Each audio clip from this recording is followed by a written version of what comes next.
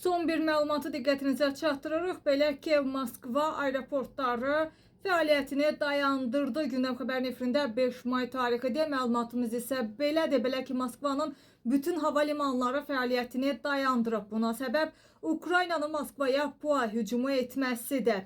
Qeyd eləyək ki, Şeremetiyeva hava limanının mətbuat xidməti müvəqqəti məhdudiyyətlərin tətbiq olunduğunu açıqlayıb və bundan əlavə Vnukovo, Domodedovo və Zhukovski bütün təyyarələrin gəlişini və uçuşunu dayandırdığını elan edib. Məhdudiyyətlərin məhz xalça planı səbəbindən tətbiq edildiyi bildirilir. Qeyd eləyək ki, ötən il noyabr ayında da məhz Rusiyada 11 hava limanının bağlanması ilə bağlı məlumatı diqqətinizə çatdırmışdıq və eyni hadisələr Ukraynanın PUA hücumu nəticəsində baş vermişdi və qeyd eləyək ki, xalça planı nədir? Xalça planı bütün təyyarələr üçün qapalı səma rejimi və havada olan bütün təyyarə və ya helikopterlərin dərhal yerə enməsi və ya təyin olunmuş ərazidən evakuasiya edilməsi əmridir və bu plan uçuşlar üçün təhlükə yaradan hava şəraitinin qəfil dəyişməsi, başqa dövlətdən gələn təyyarələrin hava məkanını pozması və ya PUA-ların hücumu kimi müxtəlif səbəblərdən